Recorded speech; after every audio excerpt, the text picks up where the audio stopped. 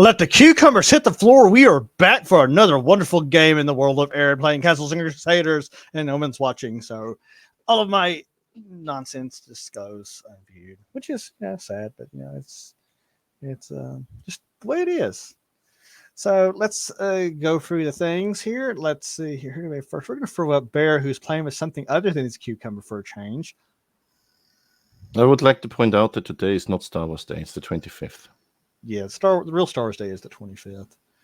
Everybody always gets it. The May 4th is a corporate driven made of holiday. Christ, it's red. Look at how red this is. I know. It's as I'm turning it off. Red as my eyes when people talk about how May 4th is Star Wars Day. It's wrong. It's just bullshit. It's corporate bullshittery. Yeah. Time for a revolution. Yes. Let's see here.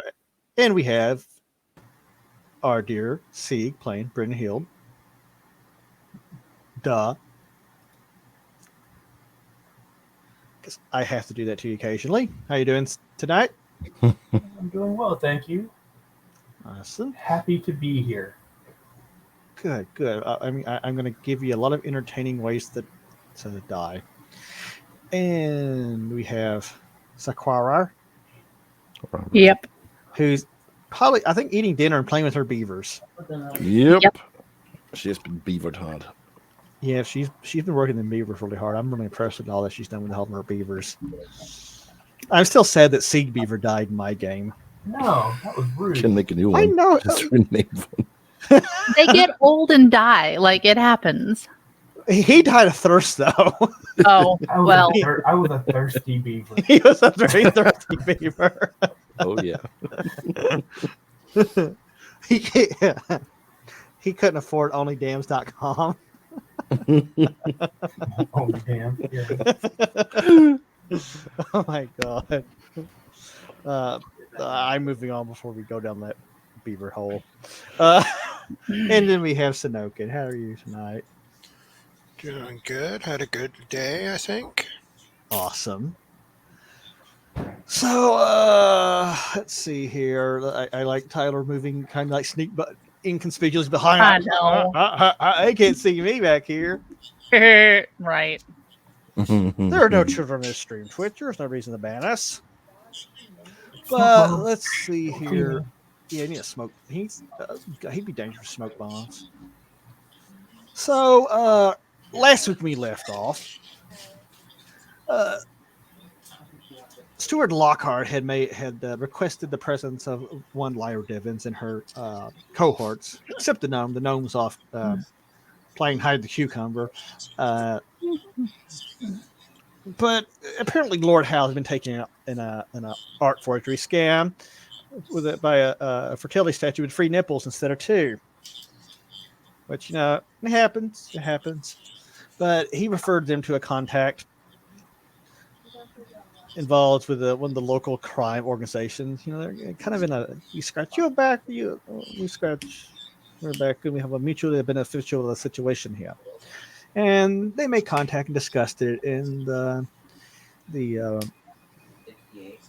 Twilight Elf Emerald, who is a representative of this organization, asked the party to handle some business for them, kind of as in a way to prove themselves and solve a problem. She asked him to go deal with this rival band of criminal types. These gnomes from We're supposed to keep them alive. Huh? We're supposed to keep them alive too. We're allowed to beat them Yeah. up. Yeah, the gnomes from Brinicium. Anyway, they want a message sent to him to go bust them up and tell him to get out of this town because they're just not very welcome there. And they promised all kinds of great things. Does somebody have a stream running in the background? No. Mm, My kids are being loud. I have Jay, but he's muted. I don't hear it now, but it did sound like Jay. Anyway, Tyler doesn't talk that straight monitor level. No. No. He's all over the fucking place. He's all over the place. But anyway, so they sent you home, and we open up the next morning at the Red Squirrel Inn over breakfast. When hi Lee, how you doing? When Seeger the Stout, the large northern barbarian-looking type that was there at the meeting, strides into the establishment of the Red Squirrel Inn. He's kind of glancing around. What are you all doing? Well, this is Lyra's show, so she gets to call how he I'm eats, eating. right? Yeah, she's like a mastermind. I don't remember what I was doing. I'm assuming people caught me up on that meeting since I was waiting outside. I would hope so. I would hope so. You would think Lyra? so. Did Lyra? Did she inform the rest of the party? Yeah. The cleric kind of noped out, and he's like, "This isn't the kind of thing I need to be involved in. You guys do you." And he didn't come down from the Soft Goat Inn. He stayed up there. He had other business to attend to today. Quit. But you do remember Seeger as being someone you wanted to probably introduce to Barbara. Right. That's about the only thing I remember. I just give you a recap. Were you not listening? No. I couldn't hear you. Well, I guess at some point, remember, I had also remembered a way to the mountains. Yeah, To an adventure there. Yeah, we had talked about that last week too. But Lyra, Barbara, Zoc, you had been basically having breakfast this morning. You'd had some instructions on when to go over and how to deal with the things, and now Seeger, another representative of said group, has come in. So it's early in the morning. What do you do? Eat How food? early? Order a drink. Do you say anything to the one coming in? Who'd you say was coming in? Seeger's coming in. The Northman barbarian looking dude from the meeting with the Muddles representative. Call him over and introduce him to Barbara. He comes over there. He gives a bit of a laugh and a welcome, and he looks at Barbara. He's like, "Oh, Odin's eye! You look like you hail from my neck of the woods." My woods don't have a neck. What doesn't have a neck? I didn't. Woods don't have a neck. This is payback for all. I'm going to start cow punning. I can out cow pun you. Boy. I will go flatten your tire back out. It already is. You better just move on from this. Oh, done with you. But still, he addresses Barbara. He's looking it over, and you can tell he's kind of approaching middle age, and he's got a fairly long, well-kept beard, and he's just the kind of the what you would think as of someone that was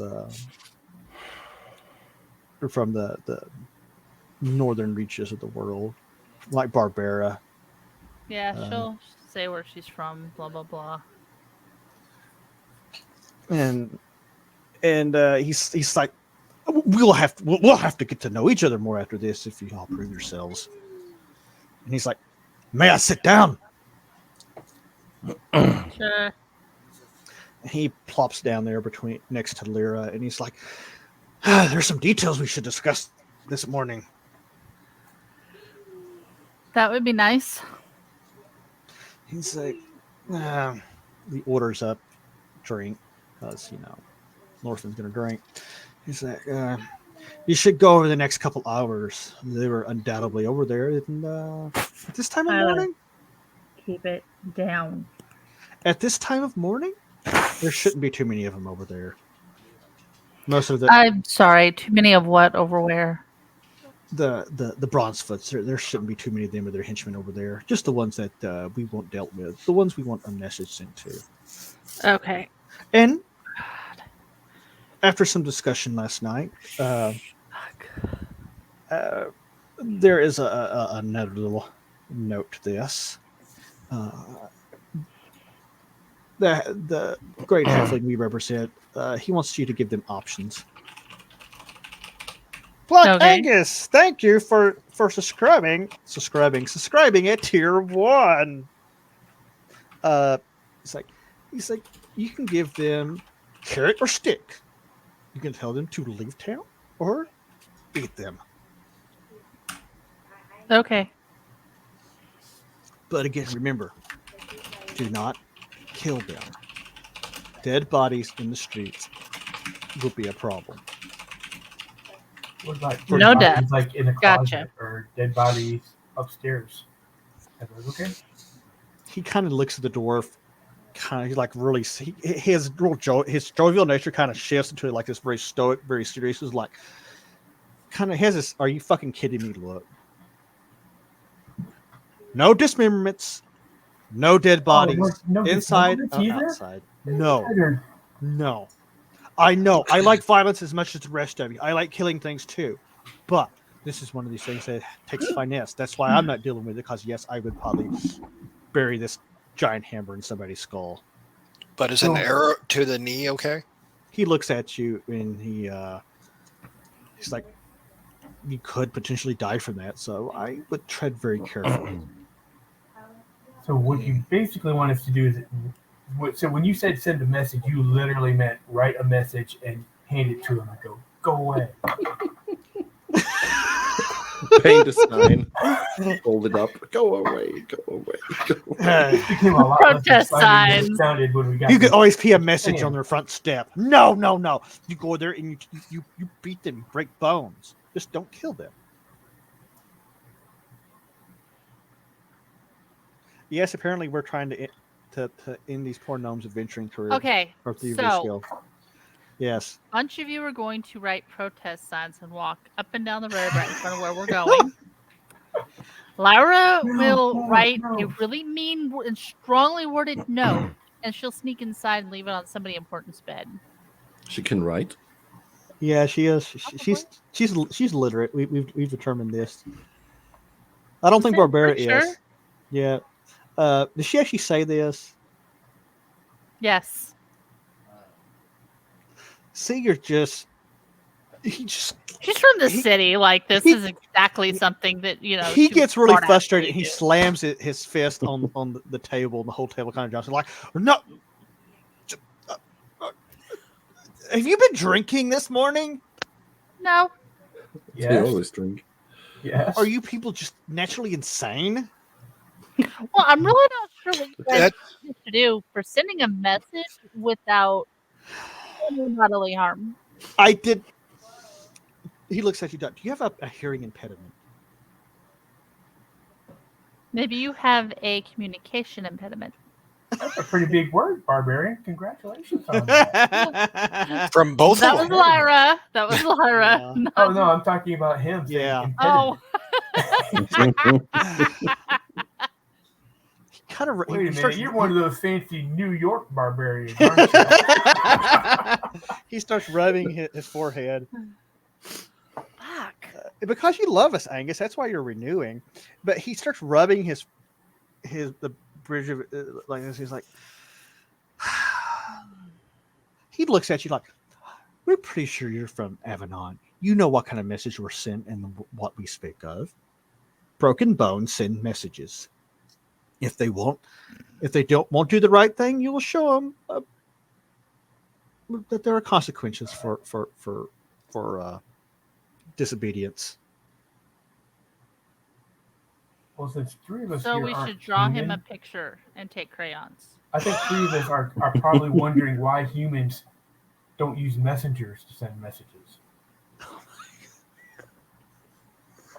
I'm sorry, I'm dying. Like, I went out into my yard and walked around to check on some of the things growing, and I got so ate up with mosquitoes, like, I want to rip my skin off. He starts rubbing his well, it's better than rubbing his broken bone blood wild. Oh my lord! have Maybe that's mercy. why the bone is broken. Whoa. I think that's why Fizz's cucumber was broken with Lady Diana. Too much rubbing. He's like,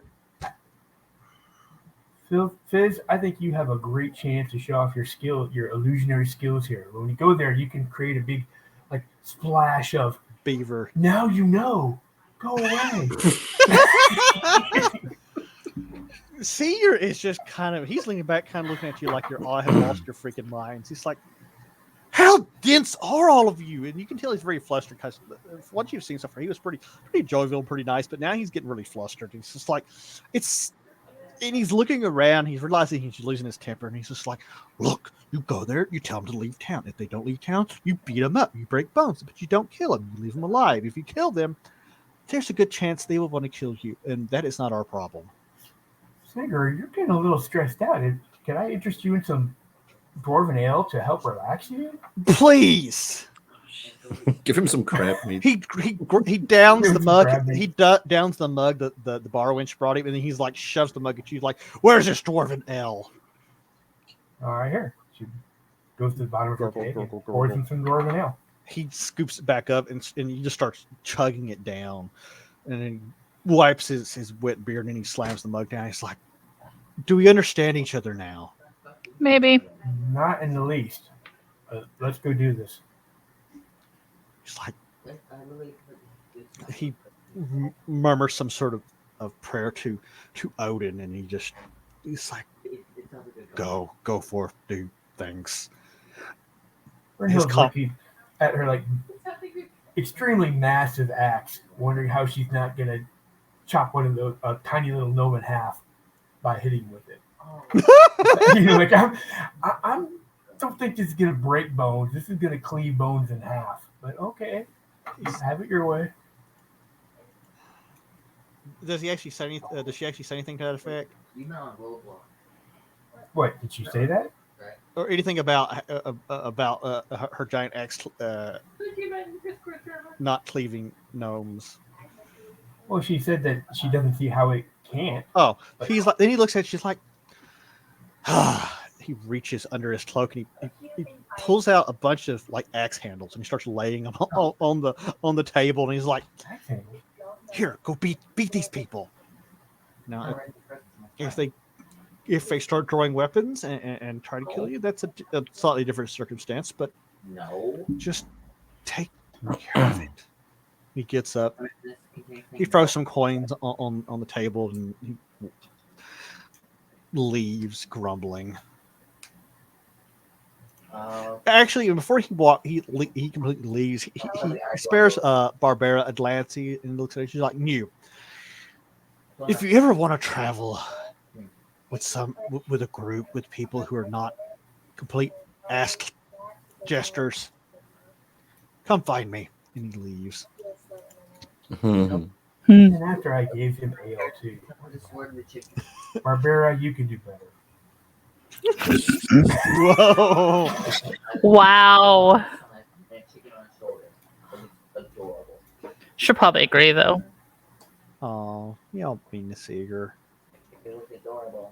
So, about a few minutes after he leaves, Mentalist comes in. Middle Anus.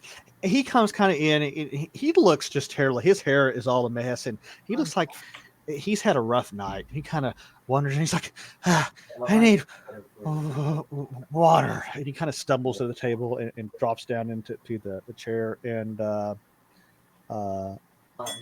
he's looking at Fizz, and he just kind of nods to Fizz. I don't give him a mug of ale. He takes one sip. Like, Oh my God, what is he? He's probably never. He's a virgin who's probably never had liquor. That's what he's had. Yes. Hey, punishment. Just drink it. It makes you feel better. He starts choking down. He's turning green. He's just taking out little sips. It's almost like a cat drinking out of it. Like, does it get easier? Yes, you get used to it. And he's very sour and green looking. But yeah, that's the your current situation. You're all sitting there at the table. You know now where to go, what to do, maybe. And About what time? What do you guys do? Let's get this over with so we can get to actually really killing people instead of pretending to kill people. Because I don't know about you guys, I love killing goblins. I know where they are.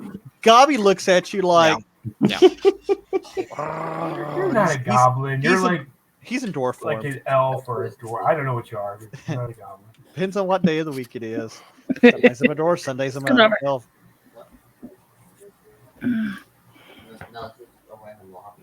Oh, the fearless leader, what are you doing? Well, I'm going to look to my companions for ideas on how we should handle this. I'm still liking the idea of putting a gnome in a sandwich sign and sending him out there to tell him to go away.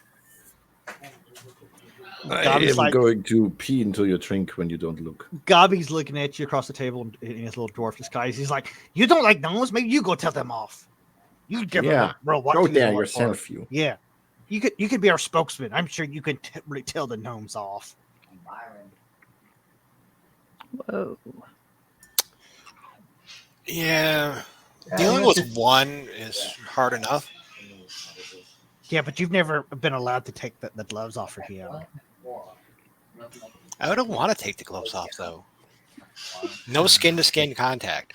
He's like, gnomes are easy to beat up. I beat this one up all the time. Don't worry, I'm not gonna kill you. I'm not gonna kill you. He's like, I believe in you, pal. You are strong, elf. It is time time for you to shine heroically. Thank you. He's like, I believe. But if he has to shine, I'm going to cast light on him. I think Gavi would actually do this better. Just This isn't my business. with the light shining on him. I'm just along for a ride. This is Lyra's show. Brynhild briefly considers grabbing Gobby by the back of his neck and say, "And I believe you can fly. I believe you can touch the sky." Rude. Do you actually do the Gobby? No. Oh. It's like, Giving him wings of an eagle. he's gonna be like, Brynhild, I didn't know you felt that way about me getting on touchy-feely, but I'm sorry, I don't like short dwarf women. I like them tall. I like my Brynhild's dwarves really beards. tall for a dwarf woman. She's like 5 feet But tall. she's still shorter than. How tall is she? 5. 5 She's even. still taller, shorter than Lyra. Shorter than Barbara, but Barbara belongs to Fizzle. But she said for a dwarf, that's pretty tall. Yeah, fair point. All But right, Gobby guys, just. let's just go. He's This is like- ridiculous. He's like, guys, I'll bring beef jerky. I'll watch. Don't worry about me being on drugs. Yay. He offers Brynhild's like, I share some with you later. You'll do what? I'll share my beef jerky later. All right. He'll show her his beef jerky later. Lyra, lead the way. You are the chosen one on this mission. Yeah, somehow you end up being the leader. Oh boy. I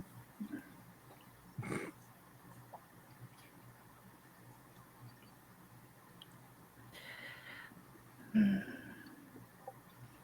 take one foot in front of the other.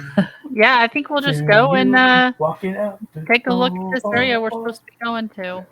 See what we're working with here. So y'all gonna file out and head out into the world.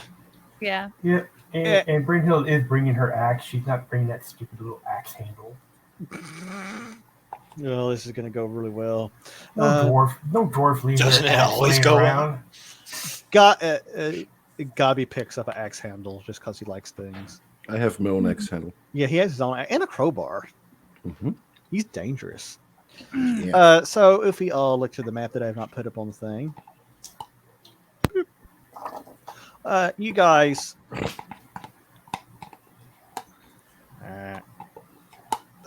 Poor ass down.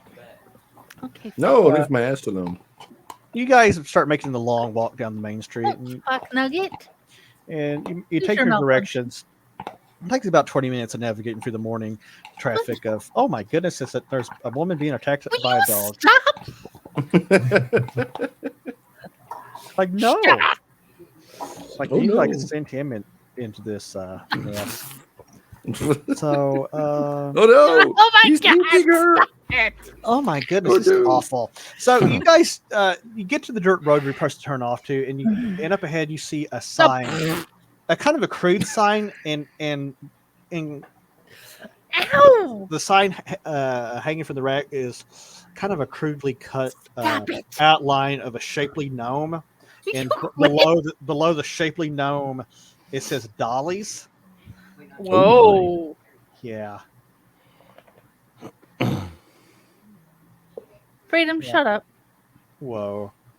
I'll activate the scene. We're setting at the map. We're going to the thing. You guys, Oh my you're god. and there is I got attacked by a drool monster somewhere along the way. make a save throw against drool poison. I failed, I promise. So as you approach the front door of this place, you notice it's kind of a slightly run down affair, but it's not too bad. It is kind of on a worse side of town. Standing out front is a kind of large burly man with a hammer tucked into his belt. You notice there's a little porch off to your right, and you can hear some discussion, some people talking over there. What do you do?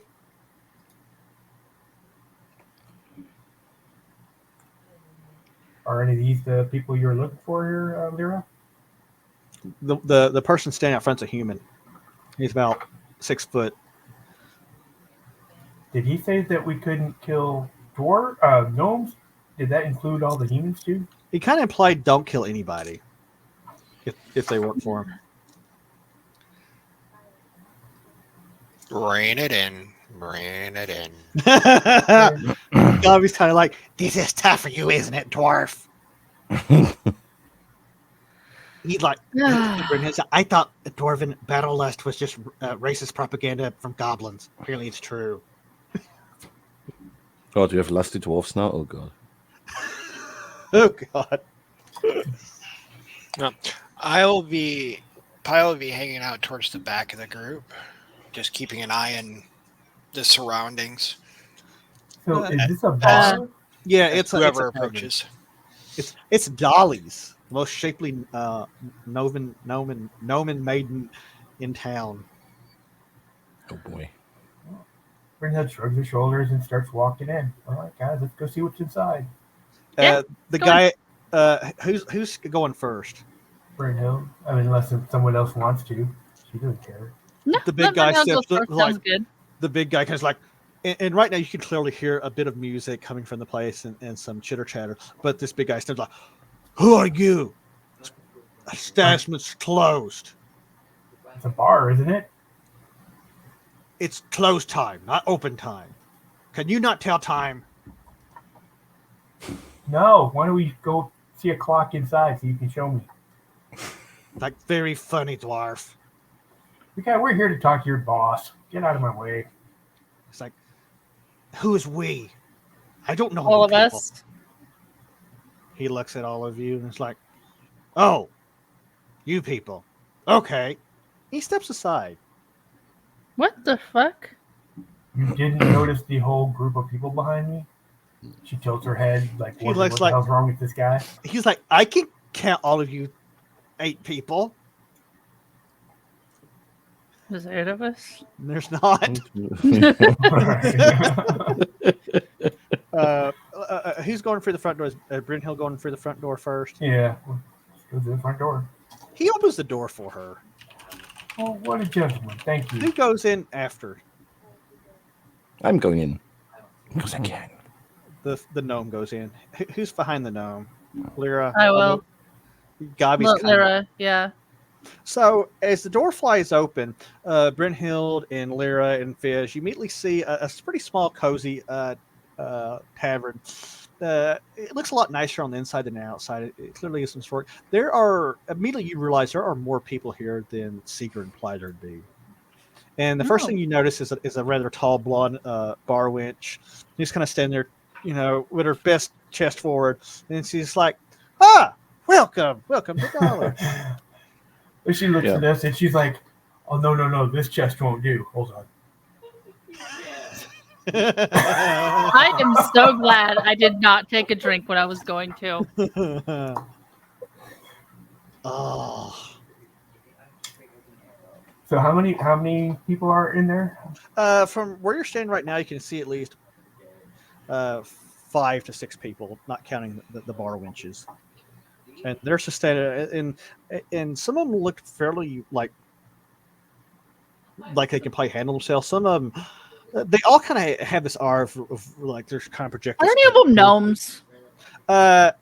Well, if you come in, you'll notice over here in the corner there are 2 mustached gnomes sitting there having drinks, and one of them smoking a pipe. And the one sitting at the head of the table, he's you can tell he's dressed in very fine dress. The white one, not the green one? Yeah, he is well put together, and he has a big mustache and a bit of a ponytail, and he's just well groomed, and his hair. What is are we supposed to be immaculately- threatening them to do or not do? You need to start keeping notes. Dude, my brain is Swiss cheese. I'm telling you. If you remember, No, No. clearly.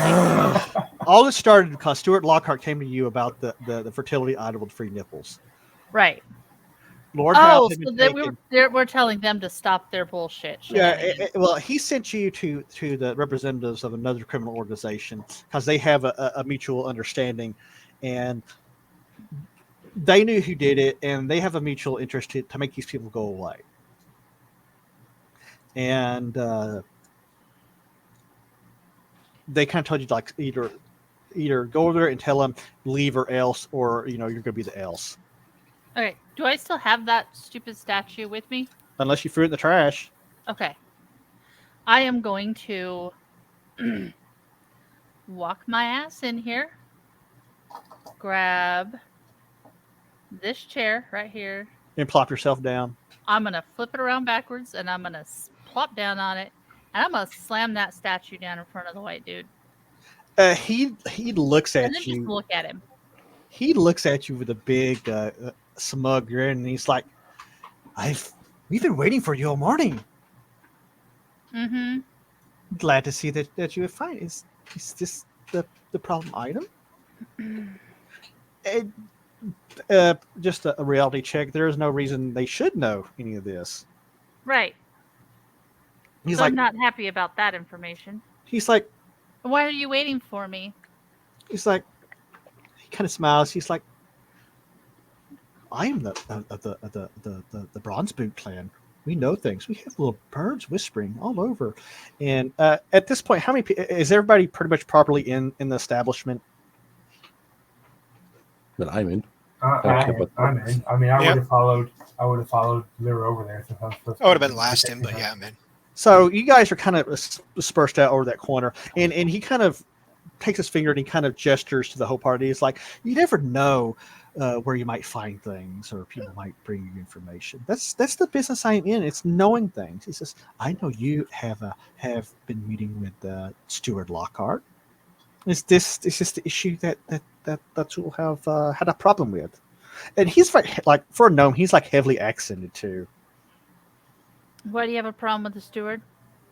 He's like, tell me what happened. Tell me about this fine piece. And he kind of I takes don't him by need the to head. tell you because I'm pretty sure you know.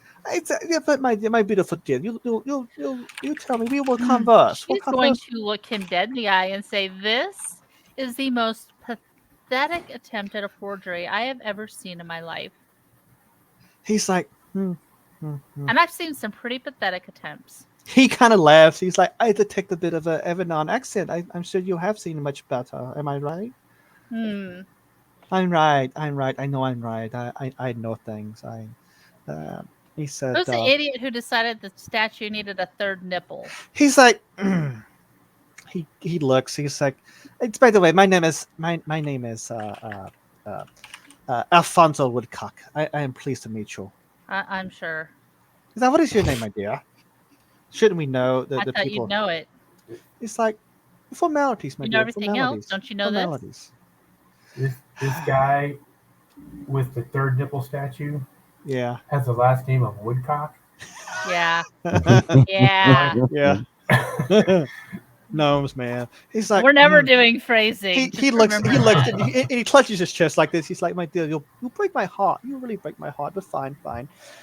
We will deal with this. Then we will deal with your name in a moment. And he says, Griff, get over here, Griff. And he waves his hand, and the other gnome is sitting there, and he's just kind of staring at you guys, and like he's sizing you all up. But a human runs over, and he's like, yes. Yes, Vaughn. Is there a problem? He's like, I think there. Yes, I think there is a problem. And he picks up the statue. And he looks at it, and he's like, "Did you peddle this to Count Hal?" He's like, "Yes. I." And realizes he's in mixed company. He's like, "Oh no." He's like, "Yes, you did. You a moron. I told you that we're not here to scam the Lord that brings heat we don't want.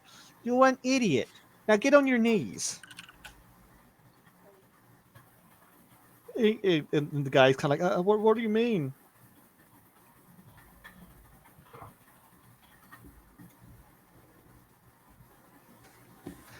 And he's like, he kind of gives a stern look, like, do it. And finally, the guy drops to his knees, and the gnome takes the statue and cracks him over the head, and he just knocks the ever-living hell out of him. And he hits, and blood goes everywhere, and he drops to the floor. Well, And he drops the statue, and it's like, that's why you don't do things without permission from me. He looks at you like, I am so sorry. I'm sorry for this misunderstanding that we had. Can we get off on a better foot now?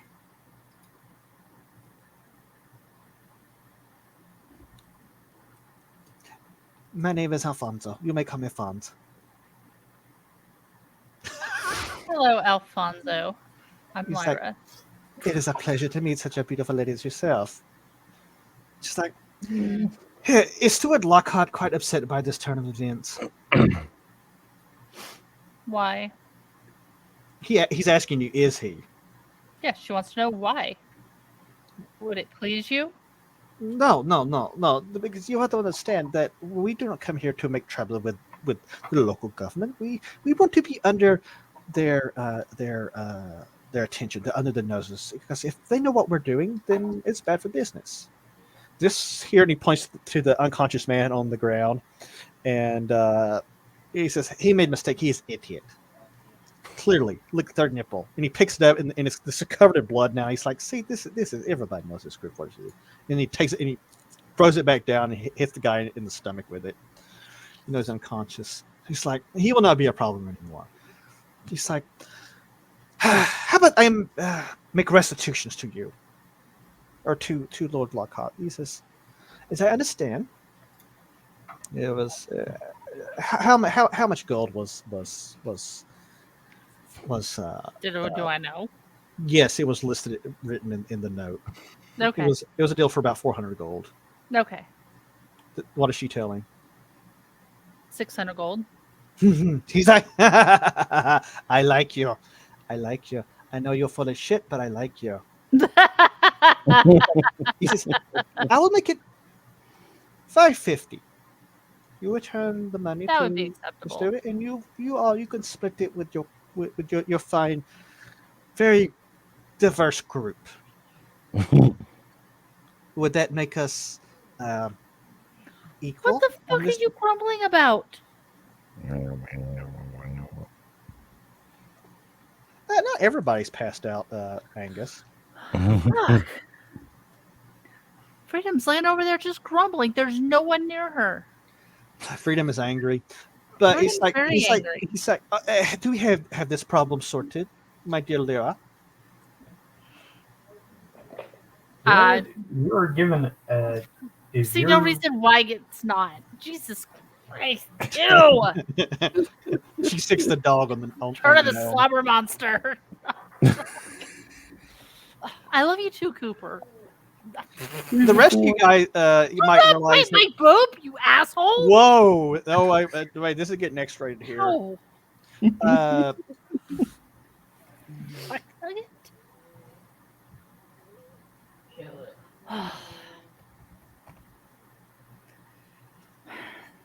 it.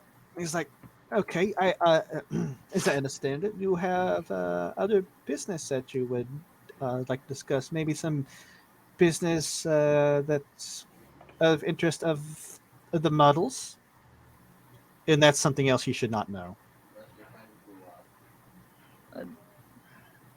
Business of what? Sorry.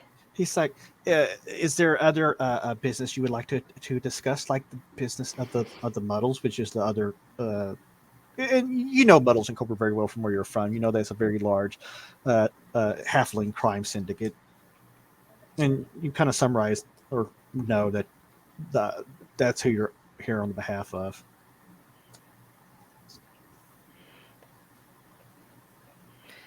What am I supposed to be threatening them for the medals? Just to stop with this Like get the fuck out of town or else. Oh, okay. Oh, yeah. They say get the fuck out of town. Or else. I'm sure they do. How about I offer a smug spot of options for you? We have many options here. We Wait. have option one. We have the option of unpleasantness. My people, your people, we can throw fists, throw steel, and he gestures to all the people that are now pretty much fucking the whole party in here, except the barmaids. Except no, the barmaids had little bitty razors. Like, no. It's like we can have unpleasantness, and people get hurt or worse. He's like, two, you can join us,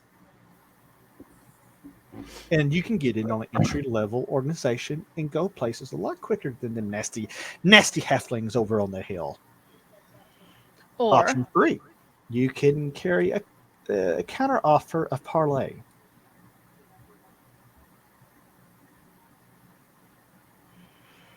I'm just a messenger, so let's do the parlay. It's like, or if you want to make things interesting, we could have a contest. What sort of contest? I could pick one of your people to fight one of my brothers, and depending on who wins, we get what we want. I'm gonna fight because I roll ones all the time. It's like, and I don't mean a fight to the death. I fight a fisticuffs, an honorable fight. -1 strength. You know what? Let me go talk to my party. See what they say. Like my companions. he's like, and he looks at you, and he's like, remember, we are gnomes of honor. If we say we'll do something, we will honor our deal. And he leans back. Okay, so I'm gonna go back into the little doorway and gather everybody up. Like football huddle. Yeah. Tell them what the options are, what they already knew, all that kind of shit. And so our options are we can do this A, B, C, or fight one of F. their brothers. What would fighting one of their brothers do? He basically implied if they lost, they would pack up and leave. It shouldn't be too hard. I mean, they're gnomes. Who wants to punch a gnome? Who doesn't? Glare. Gavi's like, hey, we have a resident gnome hater over here, and he points at the elf. Yeah, I mean, do you want to punch a gnome? Sure, I'll get up there and deal with this thing. Hand-to-hand combat with a gnome. I think even you can handle that. Whoa. Yeah, I'll have to figure out how to hit that low, but yeah. Alfonso's sitting over there looking. Him and his partner are sitting there looking very intently. It's like, do we have a deal? Do you have a champion? What is Pyle wearing for armor? He's got a chainmail or a mail shirt. Yeah, mail shirt. Okay, well, when he's walking over there, Brynhild's gonna, on the sly, give him a shield of faith. What's the benefit of that? Without looking at it real He quick. gets +2 to his AC for a minute. So No, he's for gonna have, 2 minutes because so he's gonna have AC of 18 for a few minutes. Okay, fine. It's fine. Okay. So, yeah. Yeah, well, I guess let's out some aggression. Fuck it. It's like the gnome claps his hand and says, "This is excellent. I have not seen a good battle of fisticuffs in quite some time." And he gestures for everybody, like, clear the room, make way, make way. And he's gesturing, kind of like right here in the middle of the room. And he gets up, and him and his guy move over here. I guess everybody else makes way. And yeah, everybody's kind of clearing around. Oh, hell, that guy just ran outside the fucking door, leaving Paul there. It's like, our dear brother hasn't had a good fight in a long time, and we do have a deal, right? Blood oath. He looks at Lyra. Blood oath. Sure. He's like, good, and he turns back and he says to the barmaid, he says, get Benny in here. So she kind of looks at him and looks at Pyle like, oh shit. And she kind of comes over here and as she's cracking the door open, Alfonso says, Benny, he likes to cook here. He's like our resident cook, and it's how he cooks it. He works out his aggression, chopping cucumbers and onions and beating the meat and those things. But she opens the door, and this massive frame of a creature comes through the door. And at first you're not sure if it's just a really ugly human, because this thing's like 6 foot tall. And he's like, this is our brother, Big Benny. He's adopted. He's a blood brother, but he's still blood brother. He took a blood oath. And he's got a large frying pan. He's like, who's it? Does somebody want to fight me? I don't have fighting forever. He's like, the gnome points to the elf. He's like, elves, I hate elves. I'm gonna fuck you up. I look back at Lyra and like, coming around. That is not a gnome. The Alfonso says, I didn't say a gnome. I said my brother. Big Benny is our brother. We've been through a lot together. He's adopted, but he's like us. You're a gnome brother, aren't you? Big Benny says, yes, I am. I am very much gnome. Lyra's basically speechless. She's like,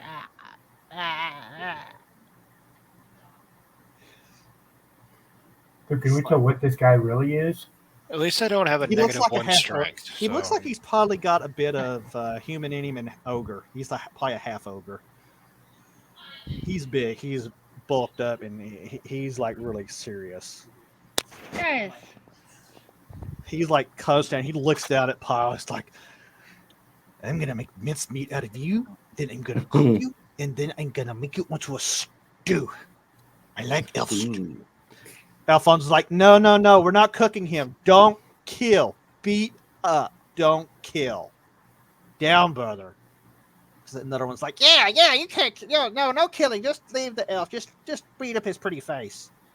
Knock his beard off.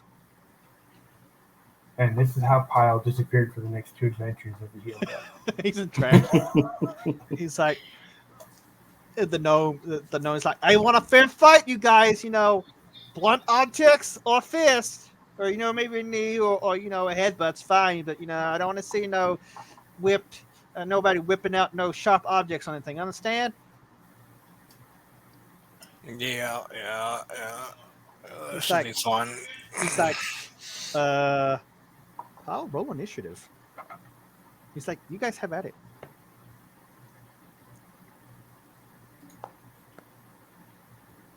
You get to go first. Yay. All right. Now, You get your standard pummeling attack. You get 1d4 plus strength bonus. Doesn't he get is Pyle a ranger, right? Yeah. So Pyle, you should get your level bonus to hit him. What a base to hit bonus? Rangers have an ability that they get against humanoid opponents. They do an extra +1 per level. Actually, that would count. You have that. It's +2 damage per level. Yeah. Not No, you're to going to hit. get that. Well, that's what I said. You get +2 to damage. Okay.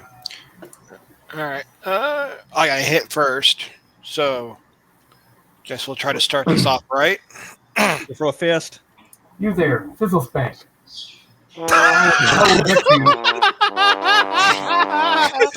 I will bet you 2 gold that the ogre wins. I swing around and crack Fizzle Swank right in the face. Roll me a percentile, buddy. What the fuck? Wow! Dude! Did you just kill yourself fumbling? If you die, it's Brunwald's fault. Oh my god! What kind of roll? Wow! That was like the epic of epic fumbles. I have dislocated my back. Oh no, you haven't. No, you haven't. I'm about to die. Per Bloodwild's fumble table, awkward move results in you going down and slamming your head. Stunned for 1d6 rounds. So you go in and you slip and you maybe slip on the blood from the guy he clocked earlier. And you slip and you slam your head and you are knocked out. The nose are like, holy shit! They're like, never seen anything like that in our life. There's like a collective gasp as he goes down, and Gabi's like, "Did he just throw the match? Did he just?" So did we lose already? Because he's unconscious, Didn't right? start. And the ogre's like, and he kicks the shit out of Kyle on the ground. He's like, I want to at least beat this thing, and he kicks the shit out of him. For Does he at least stub his toe? no, he kicks you for like 5 points of damage, but his partner's like ho, no, beating the unconscious, and Alfonso kind of walks over and looks down at him at you, and he's looking at you like what? He nudges your face with his boot and kind of rolls you over. And it's like he leans down and he like slaps you. It's like, nope, he's out. Brilliant. I didn't even This is just par for course. Yep. Gabi's like, wow. Gabi's standing next to Fizz. Fizz, you should be. Gabi kind of wanders over to Fizz and he's like, they say you're useless. He's like, Alfonso kind of looks around and is like, this doesn't even seem fair. It's like, he looks at Larry. He's like, hey, do you have dice?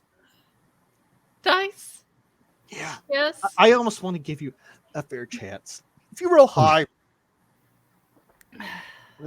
we'll get another champion of yours. Someone who's not quite as incompetent. How about if I roll high, I'll just parlay.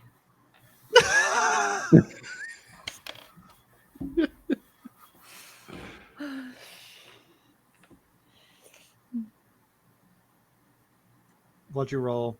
What am I rolling? Roll a d6. Because that's what you actually probably have as a d6. How many? Just one. Okay.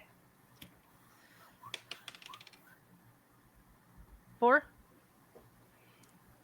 Yeah, I guess that's rolls high. So what do you say? You accept the terms? Yeah, I'll go do He's like- the parlay for them. It's like, Big Benny's like, I want to kick somebody's ass. I was promised ass kicking. I want to fight. And he starts banging his hand on the bar. I want to fight. I want to fight. I want to fight. And I was like, whoa, calm down. And he's looking around and he's like, I want to fight the dwarf. Can I fight the dwarf? Lyra really will wanna walk up fight to me? him and go, "Hey, you want to You fight? really want to fight something?" me? Me? You want to fight me? I want to fight Lyra- somebody. I want to get Lyra- this out of my system. I'm more Lyra's than gonna happy to kind fight of your wave dumb Brynhild ass. away and go, no, "Wait. You want to fight? Yes, I want to fight. Then stick your head up your ass and fight for air." Oh, He looks at you like, I know what that means. I'll fight you if you like. And Alphonse is like, calm down. Look, and he looks at Lyrius like, look, our deal is good. If somebody wants to fight him, that's fine. Just well, I let's don't put some money on this. Good Lord, I don't beat up people for free. and Alphonse is kind of like, a wager? What I said. Mike kind of rubs his chin. Like, I'll put 500 on my boy. 500 what? Silver? Gold? Gold. How much gold do we have? I don't Enough. have 500 gold. Well, right now you have what was meant for the steward. You have that much. You almost at least like 100 gold per. Oh, I haven't gotten any money from you guys, so I'm only at 96 gold. You got some money. You got some money, Davey. Of course, you guys still have the gems yet and sold yet. What are you guys gonna do? Yeah, let's make it an even 100. I got 100. Snores softly. Hold on. She's Brynhild stands on a pile to look him straight in the eye. He's Let's out do for this. 6 rounds. I don't know Oh, where why- my money is on my character It's sheet. down. It's down. They're all down on the bottom. It's like, okay. Holy shit! You have a lot more. Lyra has 942 gold. Oh, there it is. Okay, yeah. Barbara's outside, I guess. Barbara, I think everybody would at least have enough for. She has 800. I thought Brynhilda had more than. Brynhilda has 118 in gold and 113 silver, actually, per her. Okay. I don't know where Yeah. I got that. It was split up from somewhere. I'd have to look back through notes if they exist. And I think Fizz is. You can all at least throw it. You can all match his bet easily. Yeah. Gabi's like, I'm not taking this bet. I'm gonna watch and eat my beef jerky. So Yeah, let's that's a see. good idea. However, I'm going to get out my inkwell and I'm going to draw on pile. What are you gonna draw? I'm going to grow. Yes, I'm going to grow. I'm going to draw on each cheek a penis. He's like, Gabi watches this. Okay, Like, is your Fizz penises are better. pitching in?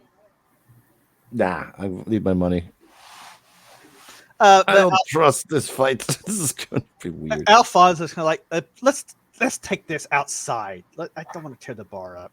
Can we take this So outside? Barbara and Lyra will each pitch in 200 and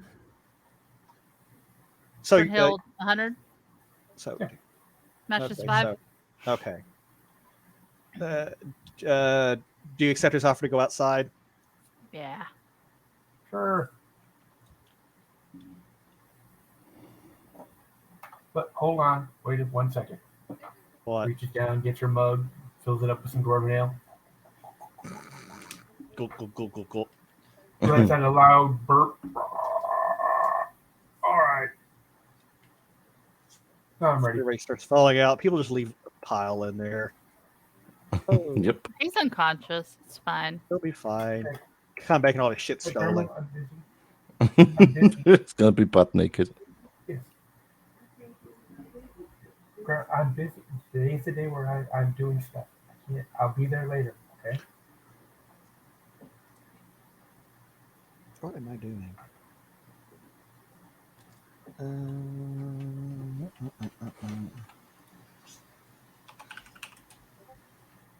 So what do we? I'm sorry, my grandmother walked in. It's okay. If you need, is there anything you need to take care of? Family first, Joe. I want to take this moment to tell our viewers if you enjoy this kind of content, remember to click the People like, knock follow button. themselves out in a fist fight. The subscribers subscribe and check out our YouTube and follow that. Actually, that's a subscribe button because if we get to 100 follows, then we can actually have a real URL that's not gibberish. So that'd be much appreciated. You can watch all our stuff that's over there. But the half ogre, he ducks under the door frame and he's like stretching his shoulders and he's like limbering up and he's looking at the dwarf and he's like, I'd rather beat up pointy-eared elves, but I guess you'll have to do. It's almost an elf. It's almost an elf. Alphonse is like, are you ready, Master Dwarf?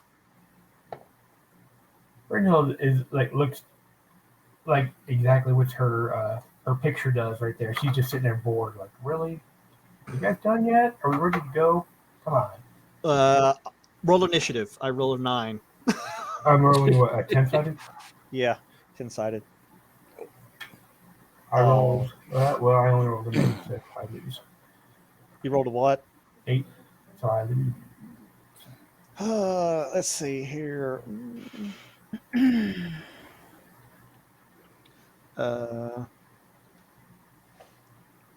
Boy, that bless spell really did you good, did it? So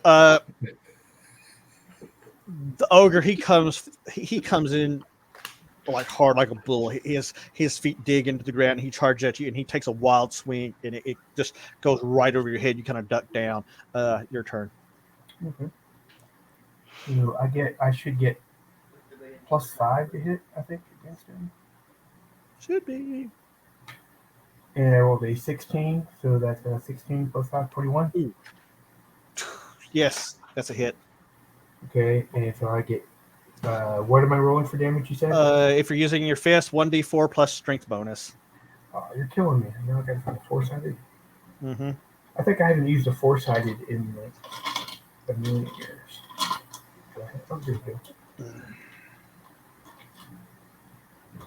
I usually just set them out as traps for people. As you Not do. there for if I had Jehovah Witnesses coming by, just leave a whole bunch of them by the front door. I know Right. ways of getting rid of making sure they don't come back. Okay. Hey, I did 4 + 3, so 7 points of damage. Oof! You throw a punch right into his gut, and he kind of kills over and lets out a big groan. He kind of stumbles back, but you can tell he's just pissed. You say 7? Yes. Oof! You hit pretty good for a dwarven woman. And he's going to go back after you. If I get caught in cord. Let's see. So that's 19. That would be a miss. What's yours is 19? The 22. Oh, did you bless yourself? Nope. He's an ogre. Oh, dirty dwarf. He throws a punch and you just cut it, and he hits your hand. You kind of do that catch a fist thing. Like, not today, ogre Satan. Roll.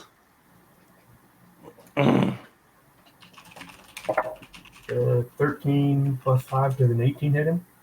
Yeah. Oh, that's good. What's he wearing? He's got a bit of leather on, and he's got a bit of natural Right. toughness. I did 2 +, so I did 5 points of damage on that one. Okay. You fight pretty well for a gnome woman. Oh, that just pisses him off. Oh yeah, okay, that's definitely going to be a hit. And I'm gonna look this up real quick because I've never had to use this ability like this before. What did he do? He's gonna do some. You need to make a constitutional saving throw. Okay. So that's going to be let's see, hold on, Oh, 17. You're going to get No, 17. I got way over that. Oh, so okay. Well, not way, but I mean, close enough. He tries to box your dwarven ears, but you don't go down. He doesn't stun you. Roll attack. Oh, okay.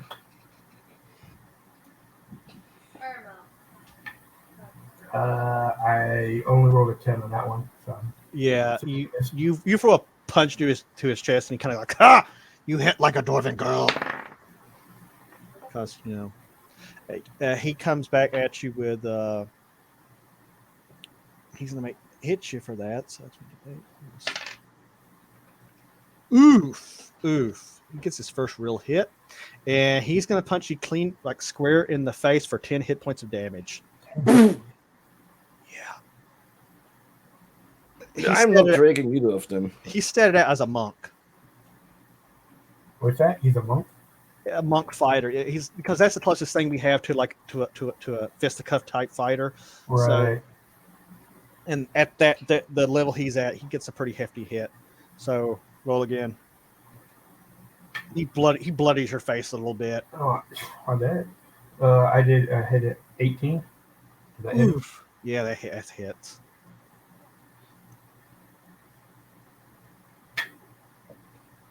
Yeah, Everybody's trying like get the dwarf. I did another 7 points of damage on him. Oof.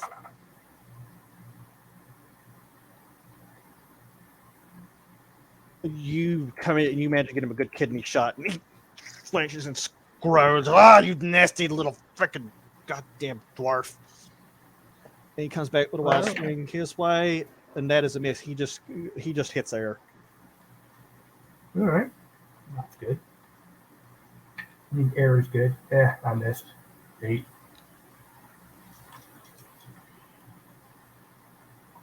You say you missed?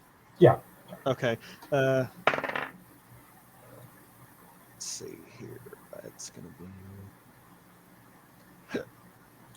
And he swings, and you kind of block with your elbow and kind of down in your fancy footwork. He missed. All right. Ooh, 18. So 23. Oof. And, okay, 4-sided dice. Don't let me down. Yeah. 4-sided dice let me down. What you did like a 1 point of damage. Yeah. Well, 1 + 3. Yeah. So you did 4. Better than hitting the floor. Yeah. Well, I'm Yeah. probably gonna be joining you soon. So. And you nail it. He kind of like, my mama slapped me harder than that. She should have. Look at you. Oh. And for that remark, you got a 17 adjusted. That's going to hit. It's like, don't you talk about my mama. Man, this guy gets +5 to hit. Yeah, per his strength bonuses and his level. Yeah, he's not. There's ways to take him down. I always give everybody a way out. He clocks you for 5 hit points of damage. Okay. Well, I mean, all I know is that he's a half ogre. So I mean, I don't know what the other way besides punching him is. You can always play dirty. I mean, what does that involve? I don't know. I mean, you could always try to throw dirt in his eye. You could always, free stooge him. I mean, always give him off kilter. Maybe you need to be cussing out the gnome for not helping you cheat. Go for the knees. All right. Well, I hit him again.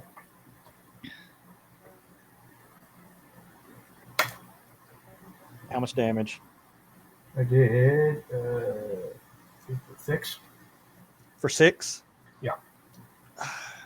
You clock him pretty good, and he staggers back a little bit, and it's like, ugh, maybe you fight better than I thought. But he don't look like he's ready to go down quite yet. He looks like he's getting tired, though. he takes another swing at you, and he swings wildly and misses, hitting air. Good.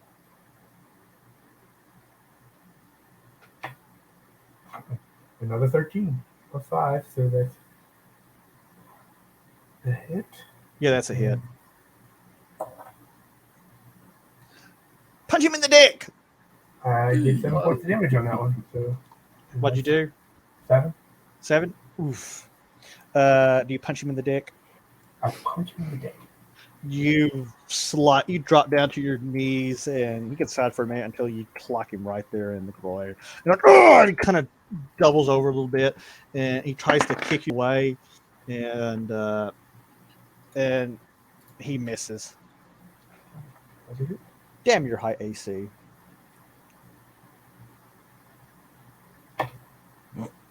And another hit. Okay. 2 on that one. Okay, let's see what we got here. 3 plus 3, so 6. Oof. You clock him in the eye, and you bloody the shit out of him. How much? How much you say? 6 or 8? 6. I can't do 8 damage. I wish. I mean, maybe your magic dice could do it. You never know. You just gotta believe. I believe in you, dice. Ooh, I rolled a 19. Just if only I'd rolled a one more high. Probably knocked me out then because I only got 4 hit points left. He rolls. He comes up and he clocks you in the face for 3 hit points of damage. 3? Yeah. Okay. Stumble a little bit. Then I'm still up. Yeah, barely. But you're better. You look pretty rough. Oh, yeah. Roll for it. 15 plus 5, so that's 20. Oh yeah, that's sock it to me. And my damage is 2 plus 5 points of damage. You crack his nose, Ow. and blood goes everywhere. He kind of staggers. He's looking at you there. Giving you go to hell looks. And, I rolled a 1. Good job. All right. So proud of you. Let's see here. Roll 100. Hit that floor. Whatever Knock happens yourself to out. me, it's Bloodwild's fault. Bloodwild's tables probably saved Pile a lot of time and traction. I'm not dragging him back. Hopefully, he'll be awake by the end. Said,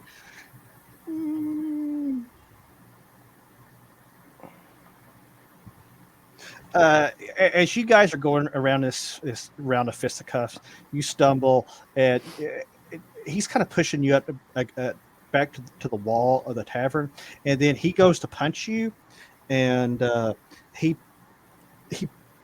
kind of duck and roll out of the way, and he rams his fist into the wall, and then stumbles forward and face plants into the wall, knocking himself out.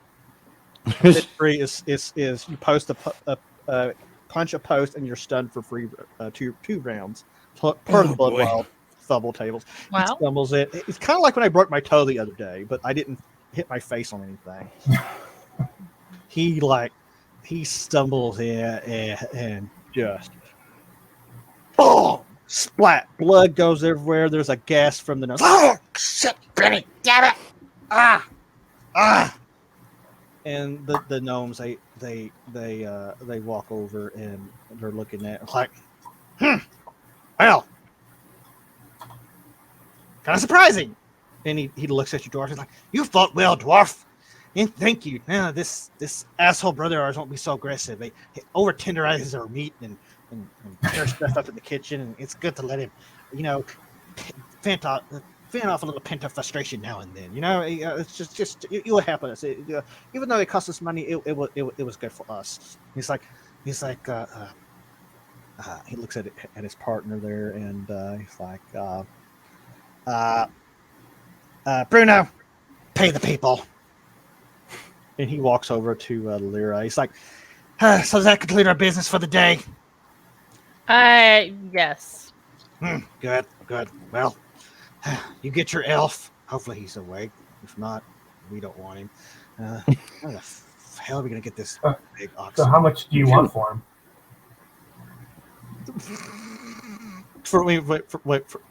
What's the question? Well, so how much do you want for the elf? He's like, wait, you'll offer to sell us the elf? No, I'm kidding. He's like, what? Are you trying to sell him because you think we need a source of you think he would be a good jester? Is he funny? Is he a very funny guy? He's like a No, but he clown? makes a good doormat. And so she walks over. She walks over to the. I guess those are flower bed on the left there. She's gonna go and grab a flower, and as they're walking back, she's gonna toss it on the ogre. Oh. So, about the time that happens, a pile comes staggering out. It's like, did I win? You won! Congratulations! You knocked him out. You fought bravely. As I always do.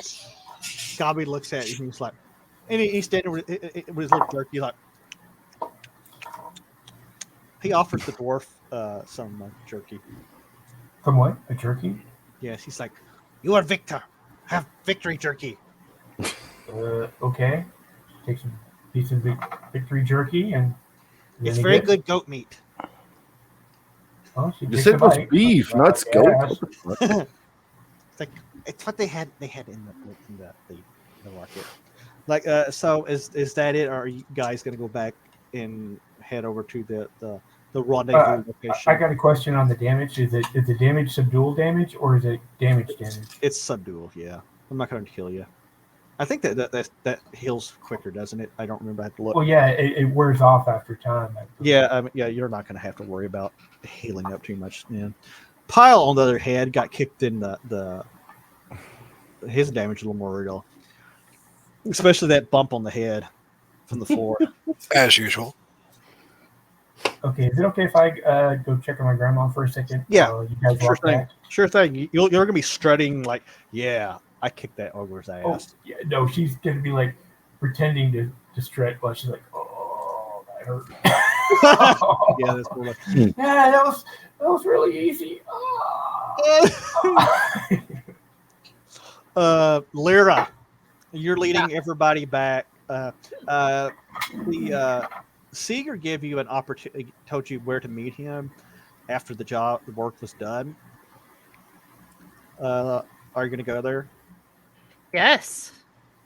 So you're going to go back to just in front of where the Red Squirrel Inn is, and there is that giant marble fountain, which is ridiculously lavish and big, and it's got all these little statues, little children that are peeing on the side of it, and then there's a statue of Lord Housefather on top of the. Is he also peeing? No, he's more like just standing, like looking out towards the Blacktooth Ridge, you know. About peeing, okay. He's not peeing, but he's nude. No.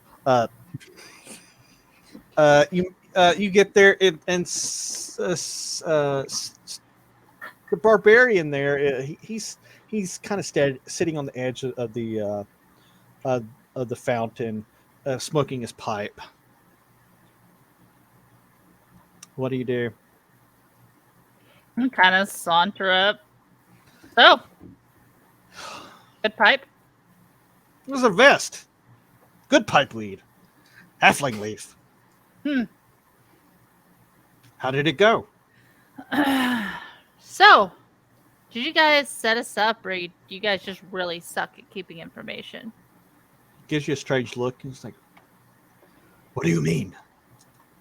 I mean, they knew exactly who we were, why we were there, and what we were there for. He shakes his head. They knew more than I did. He says, "That's impossible. Fucking embarrassing." That's impossible. And he's looking at you like there's like indignation in his eyes. So like, no. The only ones who knew about our meeting were me, Emeril, and this group of yours. And he kind of cast a long, accusing eye at the party. He's like, so you're saying that we set ourselves up? He's like, maybe you have a spy in your midst. I don't know. He's like, what did he know? What did he know? What did he know exactly? Tell me, girl. Tell me, what did he know? He knew when we were coming, why we were coming, who sent me, who I was. He's like, why would we do that? We wanted the problem taken care of. So I could understand if there are certain things he knew, because undoubtedly they have their own network of spies in this city. It's not hard to pay off the right people to get information, but to know the things that he knew, that's just impossible. Agreed. Unless, somebody told him. He says, but in the name of my ancestors, I promise you, I told no one. Emeril would have told no one. She's gonna, kind of pat him on the back of the hand. He goes, I believe you. He's like, I don't Your know. boss is, on the other hand, maybe not so much. He says the Muddles would never betray their own, because this was important to them to have taken care of. Well, he wants to meet with them. A parlay. He's like, parlay? He's like, ugh. You can tell he's getting that kind of like look of indigestion. And he's like, damn it. I'd be very unhappy with you right now if it were for the fact that something has been leaked. Well, if it makes you feel any better, he used that three-nippled statue to knock one of the guys out. So he's like, at least there's something funny about all this. Oh, you have no idea. Did you at least make the situation right with Lord Lockhart and the Count? I'm gonna shake my bag of coins. Very good. Wait, okay. Who won the fist fight anyway? Well, that you won the betting fist fight, but okay. the other one. Well, yeah. It was a battle for. It's like, if he said if you guys won, they were going to leave town. But right. That one no. For some reason, one was the only one I gave a shit about.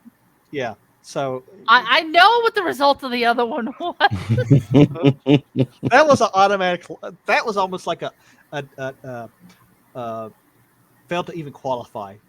Victory by default. I had a flat tire on this warm-up lap. Please don't say flat tire. I had one today. Shut the fuck up, that shit. It's like he pulled a hammy in the first turn. Yeah.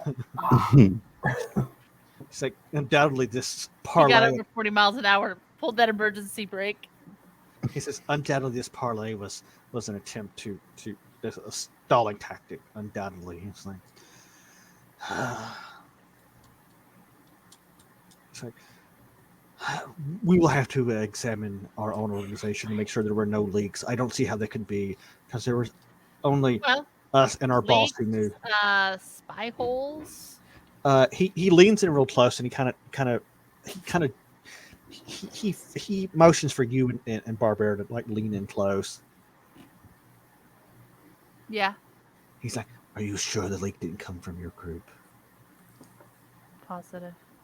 How do you know? That other dwarf looks a little shifty. And he points at Gobby, and then he kind of leans over, and then he kind of leans over and looks at Fizzlespank. He says, "What about the gnome? Where does he come from?" These gnomes, they have close racial ties. Gnomes stick together. The gnome got mind controlled by a cucumber. He's like, that's almost gonna haunt him. I mean, that even came up in an interview with Steven Schell. So yeah, it's yes, it's like CNC lore. And the other dwarf, he is really shifty, but he's on my side, so it's okay. And that other shitty little dwarf is just sitting there like he just freaking his jerky. Like, well, he's got victory jerky. So what about the dazed looking elf? The elf over there, he looks kind of dazed looking. Is he high? His eyes are glazed over, and he's got a She's gonna lose it laughing. It's like, if you did not tune them up, Why does he look so? The dwarf and him, they look so beat up. What happened? Fizzle Spank! Would you like to tell a tale? Bear, we're gonna multi-class you into Bard. Illusionist Bard. Oh, yes. Tell the tale of mighty. Tell the heroic Silent tale of image. Huge silent image of Pyle doing his thing. Everybody sees it because it's ginormous. People start. The commenters are looking like. They're looking. They're laughing like, look at that stupid elf. And the barbarian is laughing his ass off at this point, and he's like, "I don't know whether to laugh or cry at these shenanigans." He probably doesn't either. Well, to be fair, that outcome came out a lot better for Pyle than if he had actually fought him. He saved himself. Well, he did. Are you saying he couldn't have survived that fight? I would guess not. I mean, I'm not saying anything bad about Pyle. I'm just saying that guy was pretty brutal. At one point, though, never mind. I'm not going there. He looks at both of you. He's like, well, you fulfilled your end to the best of your abilities given the circumstances, I suppose. And then he's like, wait a minute. Bear, did you just include him, or did you also have the big ogre standing there in front of him? Or is it just the elf doing It's just like him. It's just him. I'm not going to do the ogre. The barbarian kind of looks at the other dwarf and he looks at Lyrius like, did one of the gnomes do that? Did beat the dwarf up? He looks like sounds concerned. He sounds very concerned that a gnome. Technically, it was a gnome. Adopted gnome, yeah. Yep, technically speaking. What it's does a she say? What does anybody gnome. say? Self-identifies as a gnome. He fought one of their brothers. It's like, I think you all need some fight training. If that's the case, even if you won, damn. We'll teach you the ways of the Northmen. It's like, well, you go see Stuart Lockhart, make good on this, and I will go back to my organization and try to find out what happened. Sounds like a plan. And he looks at you, like, thank you so much for this. And he looks at Barbarian and like, if you want to fight better than the dwarf, come see me. And he walks off. Oh boy. If you want to fight better than which dwarf? Because you got beat up by a gnome, he believes.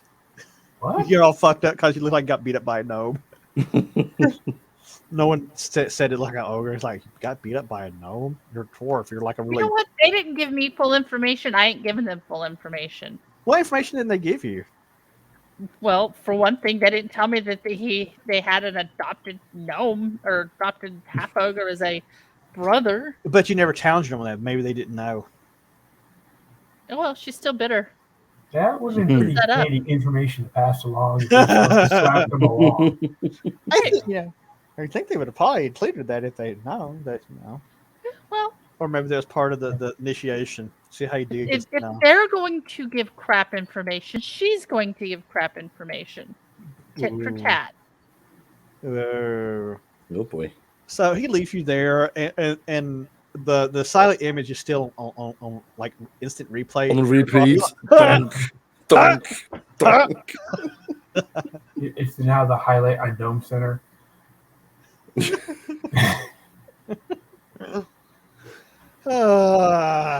Somebody needs to give him like a really discouraging nickname from this. I don't know. I can't. Nothing's coming to mind. I can't think of anything. Pile the floor kisser or something. I don't know. Pile driver. Kids start heckling like in a limerick. It goes, pile driver, you kiss the floor. So they It's an left. awful limerick. I know I'm not good at limericks. So you've been left there at the fountain of the peeing children in the gazing father. What do you do? I'm gonna keep watching GSPN. I think we owe Brunhild a good drink. So And an ice bag if you got one. yes. So as you guys are turning, because the inn is like directly north from the fountain. As you're approaching, you notice there's to one kind of in the corner. There's some trash piled up, and you notice that woman from like a couple days ago. She's digging through the stuff. Remember the woman, Sock? Yeah. Yeah. You know she's over there picking food for her lunch. Ew. What do? You just going in?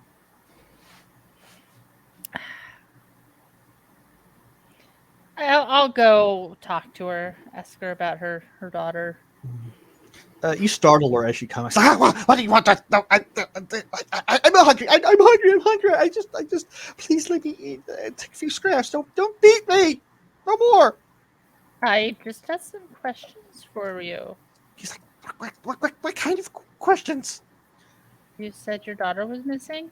Yes. Rowan, my daughter, she's been missing. She's been missing for so long. He starts sobbing. I'm gonna ask for, what does she look like? What is her name? How old is she? Anything.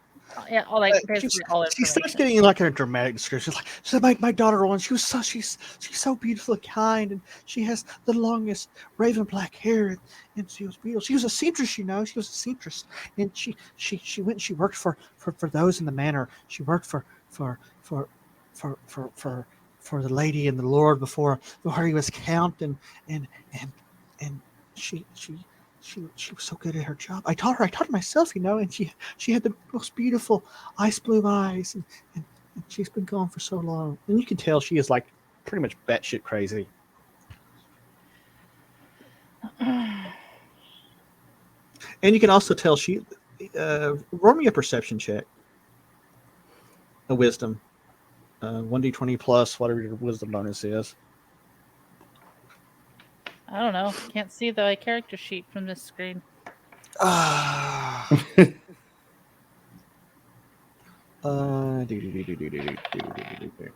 you can. You get a +1. Well, in that case, I have a 10. Actually, I think there's checks like that. You should so plus. Okay, that should be +13. +3, not +13. Whoa.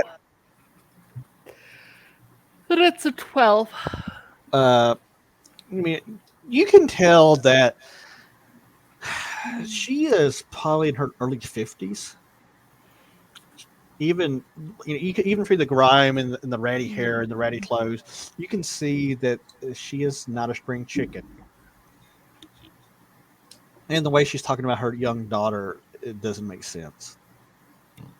Because she refers to, she was so young, she was so beautiful, and she's gone now. I've not seen her. Yeah, and talk about she worked for the people beforehand. So,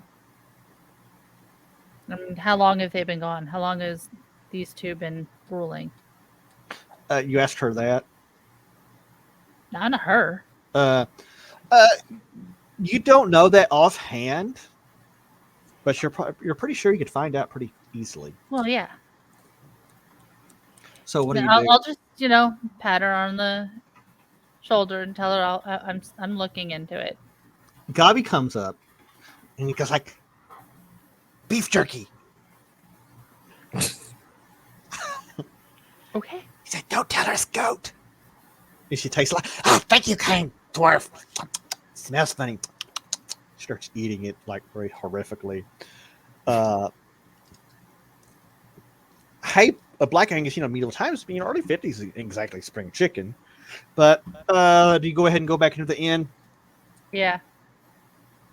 You wander back into the inn. You get a steak for Brynhild's eye and some ice. And She wants to have a victory crab dinner. She has a victory crab dinner. Y'all have drinks. Does Lyra question anybody? I mean, you got the servants. You got Mr. Jenkins in there. He's always floating around the tables and regaling people with stories and being weird.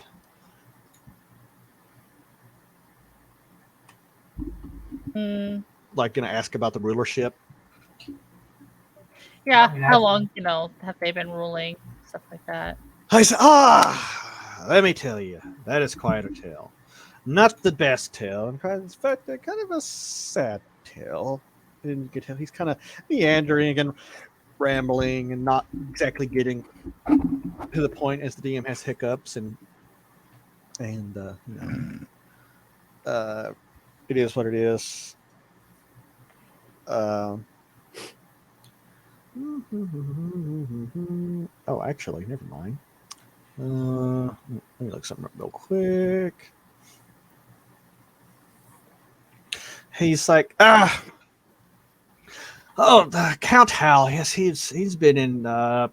He's been the lord of this town for about 20 years now. His father was Count Redford, celebrated hero of the Winter Dark Wars. We actually fought together side by side a few times, slain some of the Horned God's worst minions. We knew each other quite well. That's why I settled here in these parts, in fact. But Count Hal, he was not supposed to be the successor to Count Redford. His eldest son was killed in a very unfortunate riding accident. Very tragic. He was not prepared. At the time, Stuart Lockhart, he had a full head of hair. And he taught the eldest son very well, all the ways that matters in the realm. While Count Hal he learned other things, not very productive things. He learned a lot about prompt and circumstance and showing off, and not much else, I'm afraid. Why? You just want a history lesson of the area? Well, I'm trying to piece together some information for a lady with a missing daughter. Like, oh, what's her name? Maybe I know something. I have no idea what her name is. She, what is she looking for? What it was. Rowan. Rowan. He's like, I remember her. I remember when she started work in the manor. She was very good at her job. She's very close to the Lord Hal, too. Really? Yeah, she vanished one day. I heard she went south. Went south? Yes, down to Esparty. Kind of struggles. You're like, people come, people go. Okay. I mean, there were salacious rumors, but there's always salacious rumors. I mean, my goodness, they say he's a werewolf. Have you heard anything so stupid? Yes. That'd actually make him useful. I mean, he kind of catches himself, and it's like, the drama of lords and ladies. They're always having affairs or doing things, and he kind of struggles a little bit. But he says, you never know. Is there anything else you'd like to know? Nope. Good. And he slaps you on the back, and he's like, well, enjoy your drinks and take care of your friend. She looks a little worse for wear. He wanders off. Okay. So, what are you guys going to do now? I eat and celebrate my victory with all this newfound coin that we have. You won 100, and Lyra and Barbara each won 200. Did Pyle was unconscious? Never mind. Yeah, I'm currently recovering. He lost he's 100 recovering. He slipped and he got a boo-boo on his head, and he's recovering and pretty held up. Come on, I can do this all day.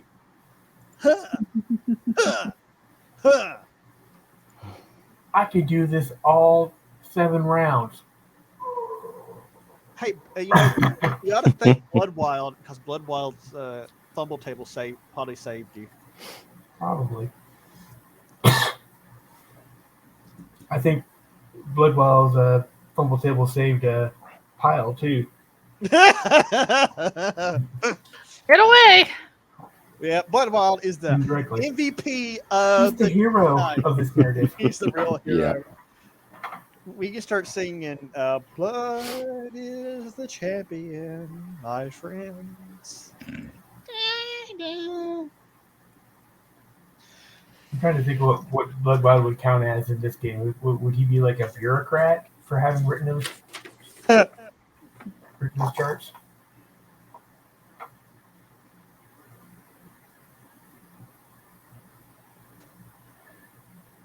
All right. So do we have more stuff to do in town? Do you guys got stuff, or should we go kill goblins?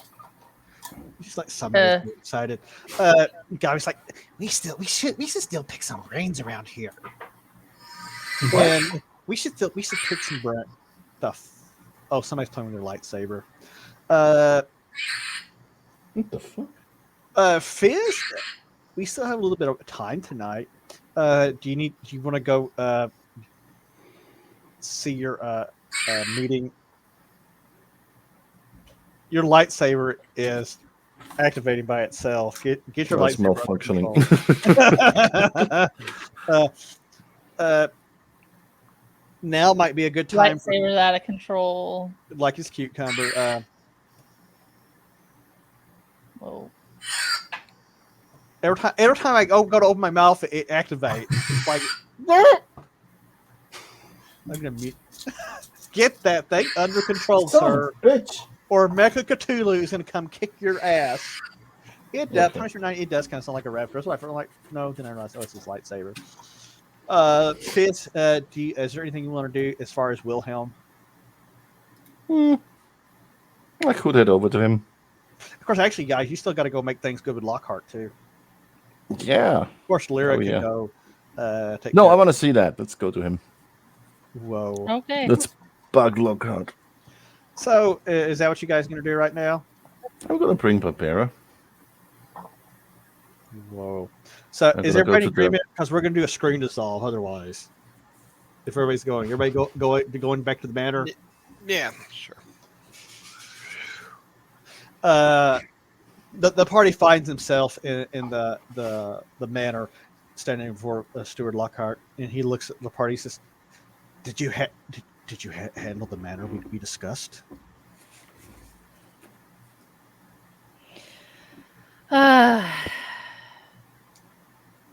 We handle the matter. He looks at you like, I don't know what that means.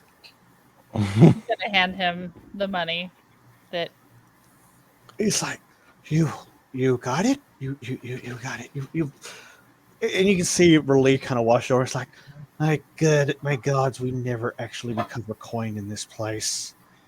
You have done us very well. Thank you so much. you are very welcome.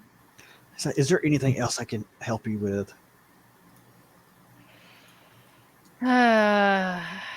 We got 10 viewers. That's crazy. I'm sure there'll be stuff you can help me with, but for now, let's not focus on that. He's like, very well, then anytime you need anything, please come and find me, and I will help you the best I can. I may have other work for all of you. And he says, until then, have a good day. He dismisses you, and you got, what do you do? Leave. Before you get too far, Waiter. before you get too far,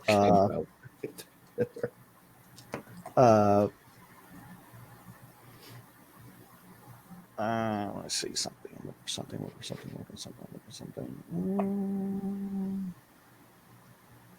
Oh dear God, Bloodwild. As you guys are heading for the main exit, you see Sir Gunther. Remember him, the bodyguard and kind of man at arms for the Sure. that dude. Yep.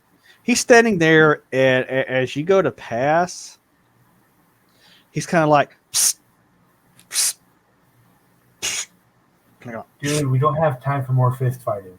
go, Right? Damn.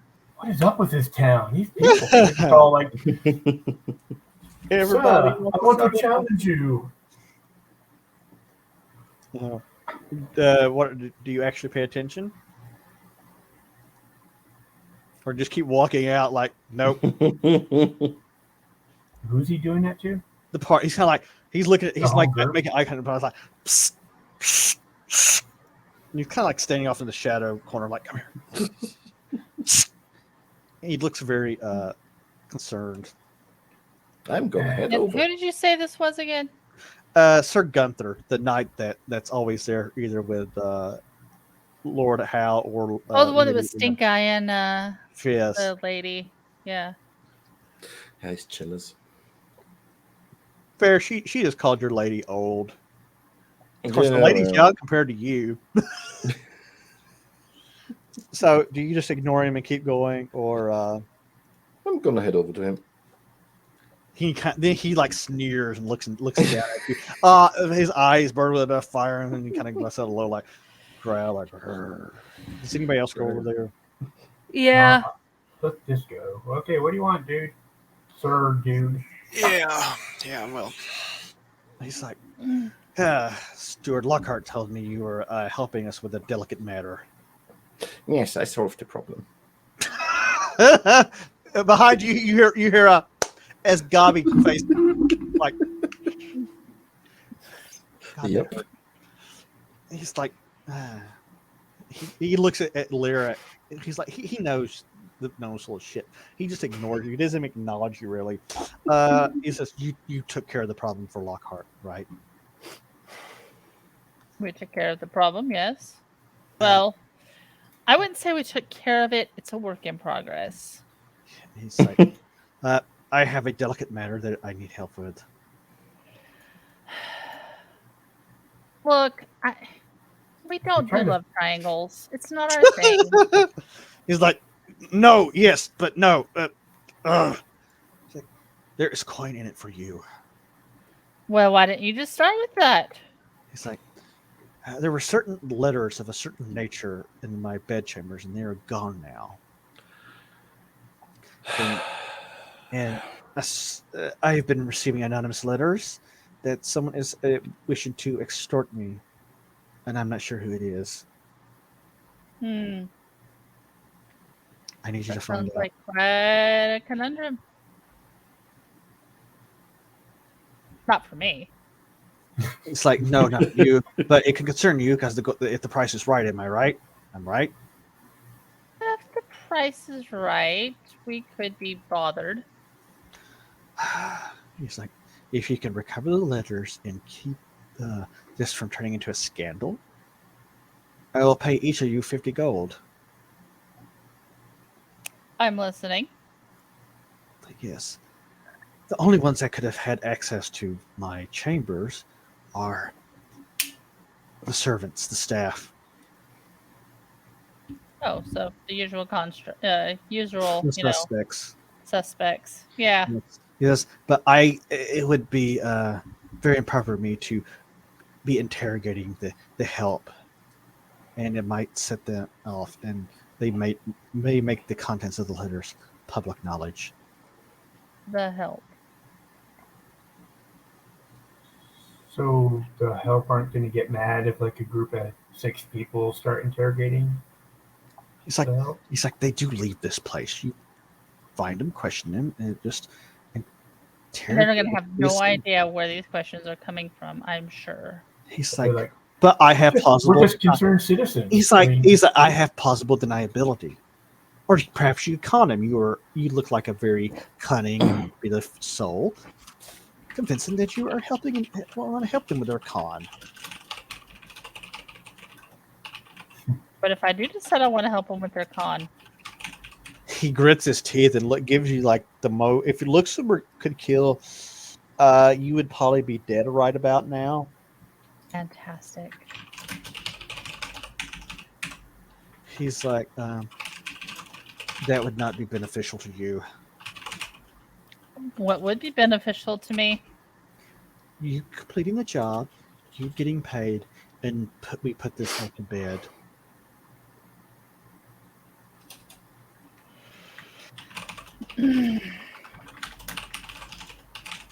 Well, I guess we can see what we can do. It says, I would recommend that you start with the groom and the stool. With what? The groom and the stool groom. All right. Um, He's a simpleton, and he carries our waste, but he sees many things in this Dual manor grow. house. Okay. That guy. Yes, that guy. We've already met that guy before. Yeah. And you hear a guy says, he's a shitty smelling guy. Got you.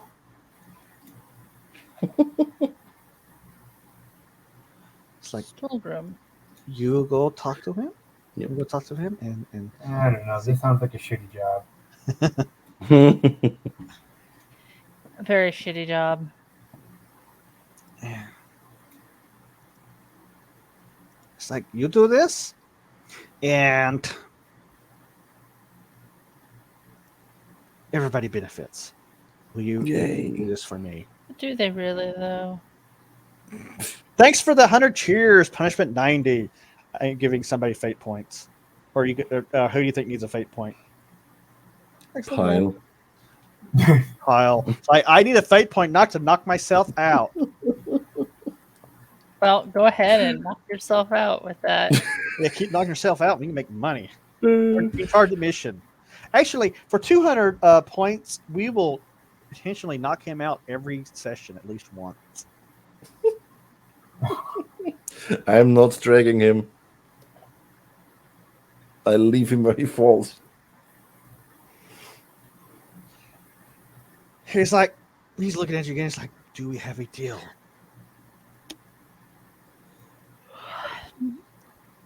Yeah. We'll look into it, but I'm not making any promises. It's like, I understand.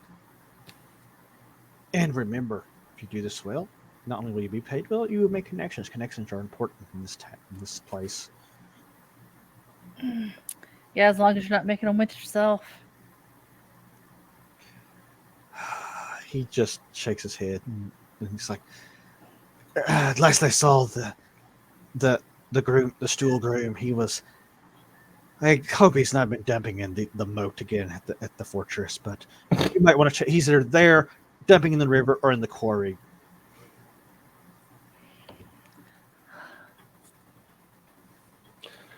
Is he dumping it upriver or downriver? Paul gets the point. Knowing him, he's probably dumping upriver.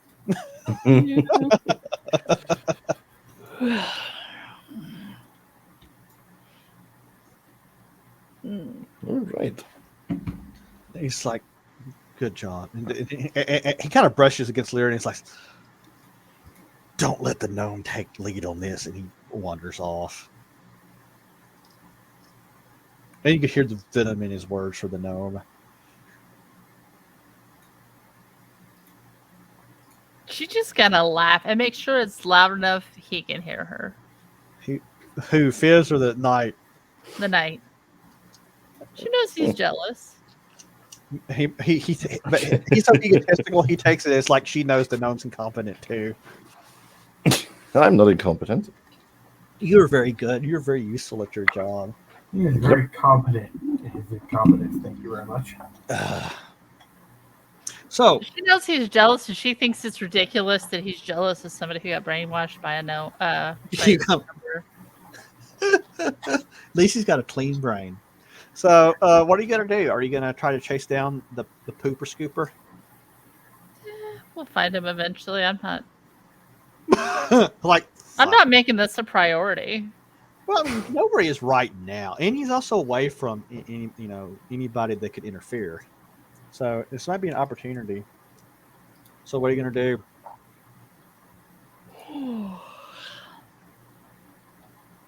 I need to go back to the inn and check with the one-eyed innkeeper to find out how our business is coming along.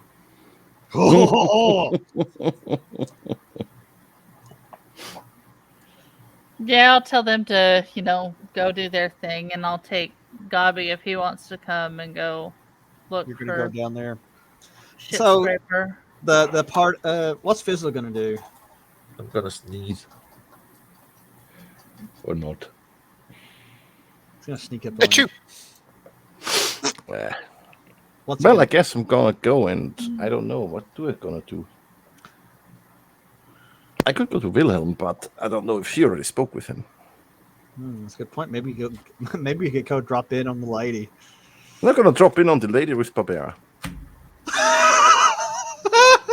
What are you gonna try? Wait a minute. What are you? I want you to sell this to Repeat Barbera. it? What are you trying to convince her to do?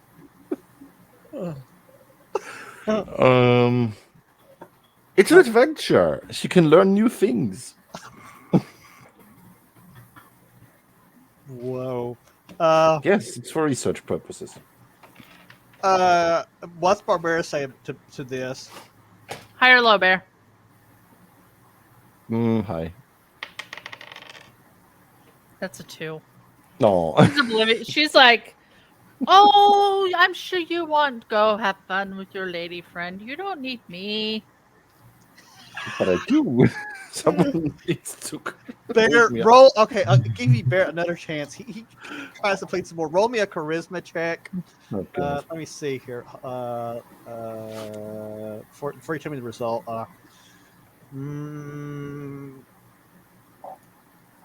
get an 18 or higher. Oh, God. Nope. Wait a minute. Let's do some creative math here, because I think ability checks are supposed to add the level. So let's see. That's this. That is 18 at its level. Barbera, roll again. He's like really pleading, like laying, like, baby, please come on. You gotta have fun. You gotta have all kinds of things. You need to come with me, and you're gonna have all kinds of fun. You're gonna learn all kinds of things. You're gonna make a rich friend, and the rich friend's gonna buy you gifts and buy you nice new. I Barbarian don't want the rich woman. roll again, because I want to see. You can still have, just because I mean, you don't have to abide by that. I'm just like I want you to like. He needs to convince her that he wants her company Okay, Bear, do it. because she's feeling like her teddy bear has abandoned her. No, Bear. I'm gonna There's a hug her little leg. I'm insight going to plan. do what the Ewok does to Han Solo. I'm gonna hug her leg.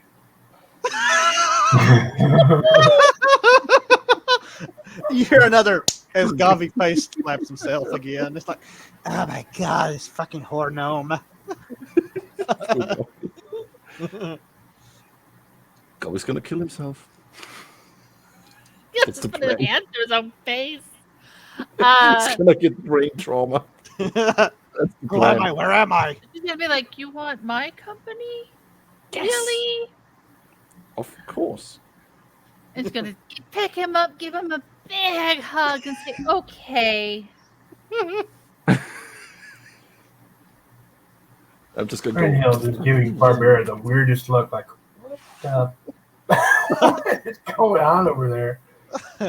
Chaos. Gabi looks at it's like Kind of a dumbass. Gabi kind of leans into he's like left triangle. Very weird.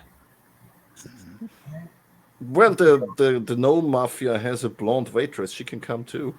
Oh Jesus! Whoa! Oh, My God, you fucking little horse gnome. You sure he's not a bard? Wow. And he's multi-classing into bard whether he likes it or not at this point. No shit. Barry, you got to do some training here. I guess you can do a train to be a bard too. We might have to talk about this now. This is getting weird. Yeah, now you've like officially broken me. Yay! So she takes Barbera. He takes Brothers Barbera. with battle axes. Oh, she takes Barbera. Oh, He yeah, I takes- want to see shut that. up! Shut. Oh my god. Dude, you need to highlight that one. Which one? Brothers with battle axes. Oh, yeah. This one has Oh to my make it. God. Okay. Does Barbera go with him? Yeah. Yeah. She'll Bear, go. you wander around in the manor for a bit, and you find one of the main servants for Lady Liana, and you manage to convince them to be seen to see the Lady Liana, and you show up in front of her with this tall blonde. What do you convince? What do you convince? Try to convince her. What are you gonna try to tell her? What are you even here for? I don't know. And this is my friend. She kind of like, you can tell that her cheeks get really tight, and she's kind of like, a friend, you say? Yes, it's always good to have many friends. It's like, oh, what are you proposing, my dear Fizzle Spank? A scientific adventure that you will never forget. Scientific.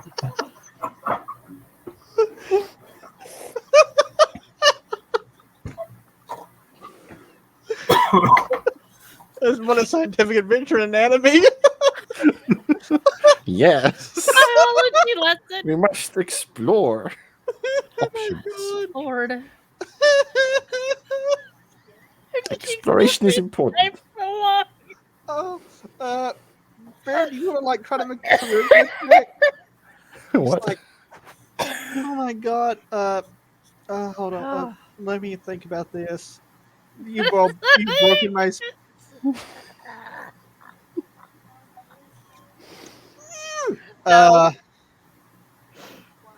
You're gonna roll 1d20 plus 4. Let's see here. You're gonna have to get a 20.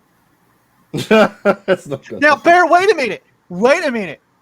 This is an opportunity to use some of your role points. You have you have 10.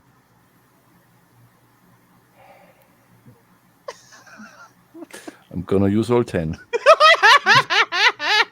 Hey Sparky, can we give him our points? No. Maybe. I'm gonna roll and I'm gonna hit the 10. 28. Holy shit! You got a 20? Really? Uh-huh.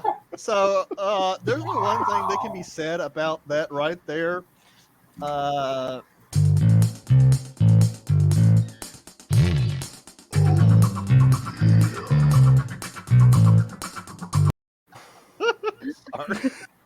that hasn't been used since the Spider Lady scene.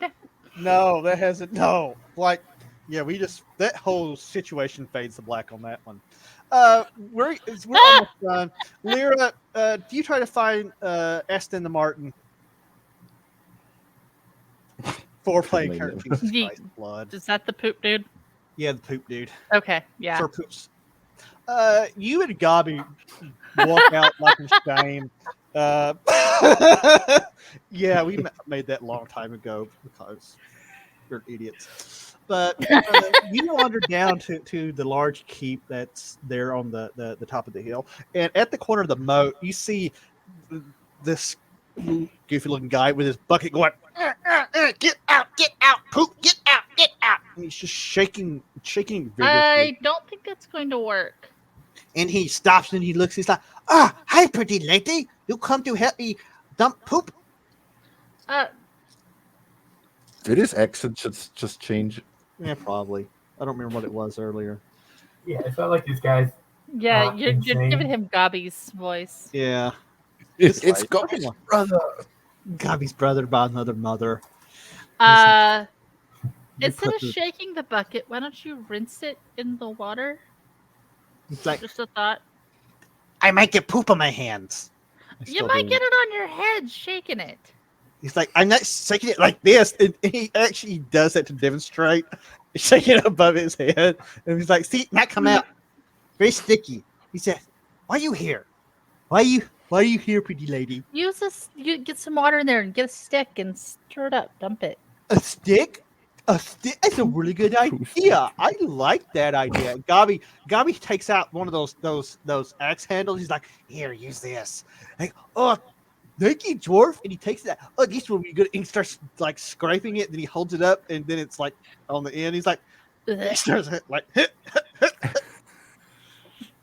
he's like, You made my day a lot easier. Excellent. So speaking of sticks, you know that one soldier guy with looks like he has a stick up his ass? Ah, Sir Gunther the Knight. Yes, he is a very honorable, Yeah. prowess fighter and You know lover. anything about some personal letters he may have had stashed in his room that have gone missing? He's like, I don't know. I can see lots of people come and go. He's I don't know. Tell me more. He says they're very personal, private letters, and they've gone missing, and he's wanting me to look into it. Private letters. Probably the touchy feely games him and Lady Liana sometimes play. They think we don't. I don't know. I see everything. Yep. That's probably about that. Do you know anybody who would be interested in those letters? He's like, I don't. Not a lot of people read, but I don't know. There are strange people coming in and out. It's just I see people coming, going. Usually, it's just me and one of the servant girls who cleans this room. Maybe it's her. I don't know. I see her in town with strange people though. One day I was out. I was. Do you know her name? Just Lynn. Lynn is her name. I saw. See, I remember it. It was like it was me. It's some days ago. I was carrying my poop buckets to the quarry because sometimes Why are you dumping poop at the quarry? it's a hole in the ground. No. No more poop dumping at the quarry. Well, then what do I like going different places. Downstream. But then I don't get to see town like I usually do. I like scenic walks. Yes, but you're also the stench is calling monsters up. God, here it is. This is why the crabs came to the quarry. Whether it is or not. I'm going to tell him about these huge crabs. Black Angus, I kind of gigantic purple worm that Black we're attracted Angus, to the smell. You're not far from it. I kind of am having flashbacks to Caddyshack because of this. He's like, okay, but still, I saw it in. She was talking to a gnome. There are not many gnomes in this town. You have a gnome with you, don't you? Yeah, but my gnome's not part of those gnomes. He's like, they're strange gnomes. They look they're very pretty. They have pretty clothes and pretty mustaches. I wish I could grow a mustache, but I could not. I barely go stubble. I can't grow hair on my head either.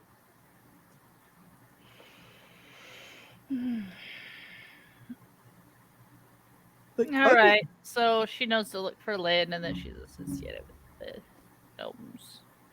Is there anything else you're going to ask him about?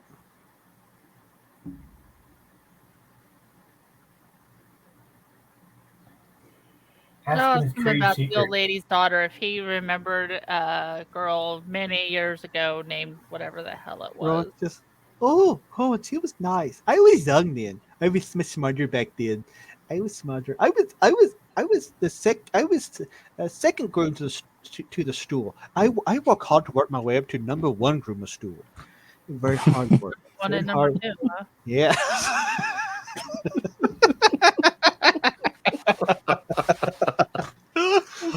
I didn't like being number 2. I wanted to be number 1. So I worked hard for, and he just goes in this long spiel talking about how all the chamber pots that he has cleaned and how he used to scrub them with little brushes, and he's worked hard for many years.